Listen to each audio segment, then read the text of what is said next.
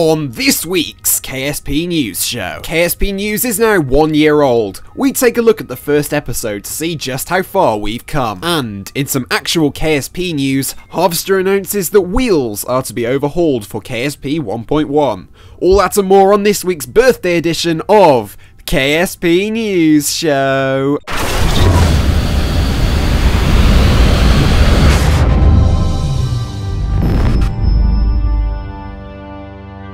Reporting live from the Kerbal Space Center, it's your host, Jinli Kerman. Good morning, evening, and afternoon, my fellow Kerbonauts. My name is Jinli Kerman. Welcome back to this week's special edition of the KSP News Show. This one differs a little bit to the normal episodes because, as of today, Kerbal Space Program News is now 1 year old. Yes, I know it's kind of hard to believe, but on the 28th of June 2014, I started making these videos, and you guys love them, and so I've continued making them, and of course, the rest is history.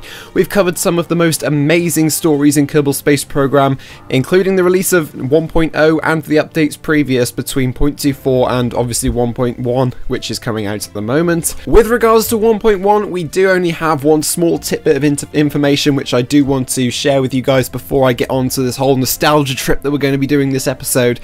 So yeah, I'll just share this with you now. It's only a real quick piece of news, shouldn't take too long, hopefully, maybe. And so yes, this is the wheel overhaul that we were talking about in the intro.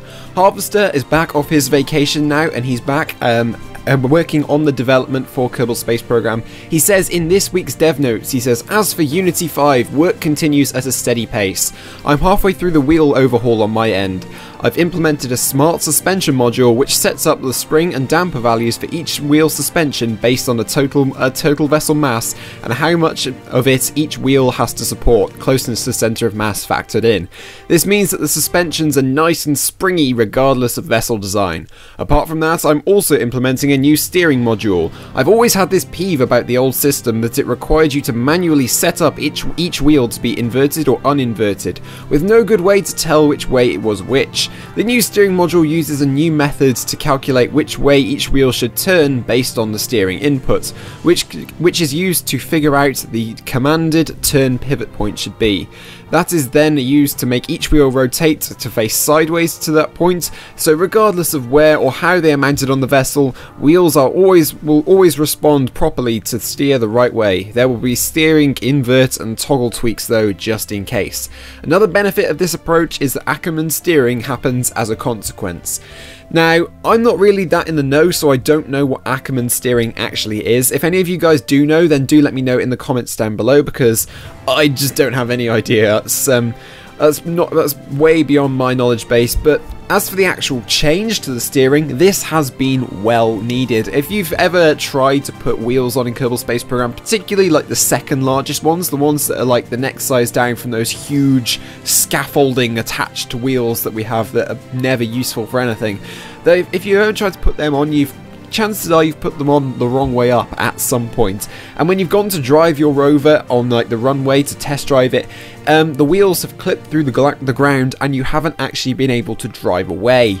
And that's definitely been something that I've encountered quite a few times, because I haven't really been looking, and plus there hasn't been any really decent way to tell which way is the right way up for the wheels, because I know the texture's slightly different and stuff, and I've sort of got it figured out now on the top and the bottom of the wheels, but it's such a small difference that you can be forgiven for not knowing at all, because I didn't know at all. And so this change is definitely needed, like I say. Also, having more reliable wheels in Kerbal Space Program is something that we definitely need. If you look at any of the wheels in the game, they are just so buggy. They don't work properly, and it's all really just it's a hot mess at the moment. And hopefully this new steering overhaul and the new suspension overhaul of these wheels is going to help a lot with this. Unity 5 as well also has a better steering module with regards to modelling wheels. They said in the dev notes a couple of weeks ago that they will be using some like coding from the Unity asset store, I remember them saying. So hopefully that's going to help them out just a little bit. And like I say, Unity 5 has got much improved wheel physics with regards to being compared with Unity 4. With regards to Unity 5 as well, this is another little bit of extra information. Marco says I have a bit of bad news about the Unity 5.1 release that we discussed earlier. Unfortunately, it seems Unity 5.1 brought many more problems than we were expecting. It got to the point where the project can't even be compiled without the Unity editor crashing. We don't have the time to troubleshoot these kind of problems for now, so we'll stick with 5.0 for the moment. So they did say Squad did say in the dev notes a couple of weeks ago that Unity 5.1 was on the cards because it seemed like a feasible thing as the first patch for the engine was out, and so they thought it would be feasible to actually upgrade Kerbal Space Program to the most fresh version of the editor.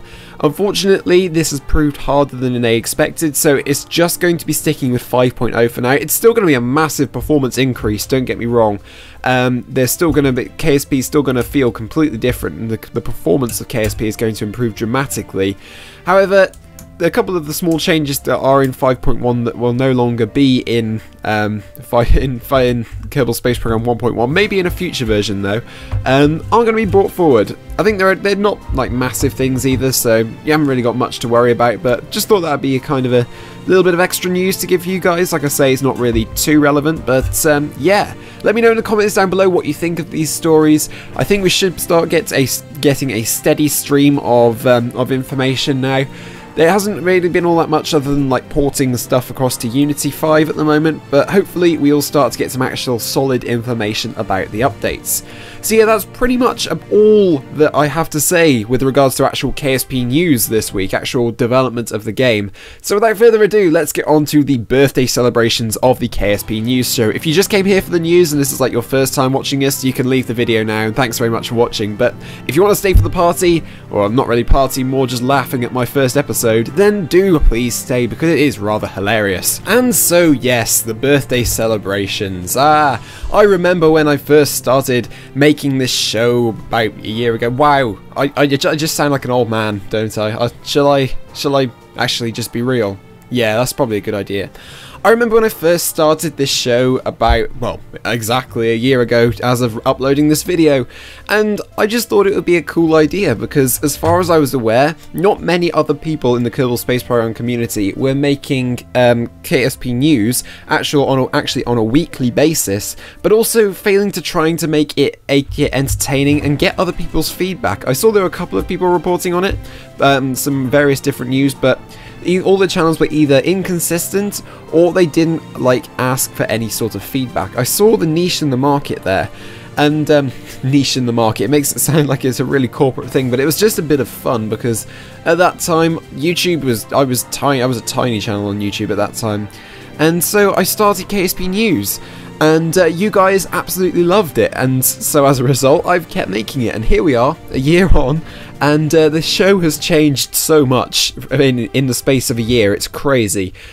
We've gone from very, very basic editing in a very, very humble studio to this huge sort of almost sort of cult in the Kerbal Space Program community now. I wouldn't say it's like a cult because we don't like do strange rituals and stuff, at least not to my knowledge. If you guys do strange rituals in the comments, then do say down below, because that's quite strange but also quite cool as well, because it means that we have a little bit of I don't know, I'm just rambling at this point. I genuinely just can't find the words to say thank you so much for making this show what it has become, because we are now, I believe, the biggest weekly KSP news show on YouTube, which is amazing. I can't believe that we can actually say that now with relative confidence. A year ago when I started this show, I literally didn't believe that we'd be able to get up to this sort of level, and hopefully the KSP News Show can actually grow with your guys' help once again to become something even bigger than it is now, and who knows where we will be in another year's time. But yeah, without further ado guys, I'm going to play a couple of minutes of the first ever episode of KSP News Show. I'm not going to play the whole thing because it's like 14 minutes long, and this video is already like 8-9 minutes long already, so I'm going to play you the first like couple of minutes of it. And I just want to say again, thanks ever so much. From the bottom of my heart, guys, genuinely, this is absolutely incredible. I've actually managed to make it through like a whole year of doing this and I haven't gotten bored of it. This is the one series on my channel that I haven't gotten bored of doing.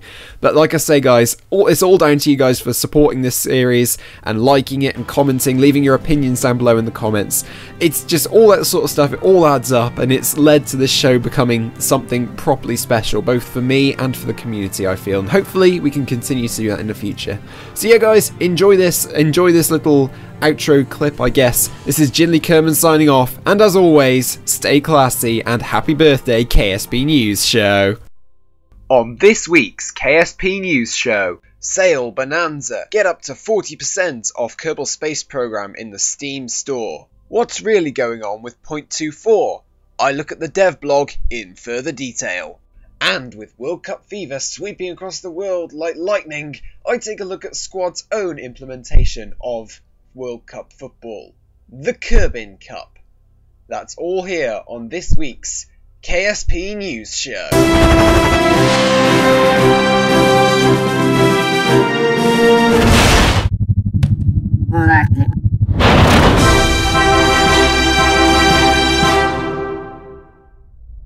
Reporting live from the Kerbal Space Center, it's your host, Jinley Kerman.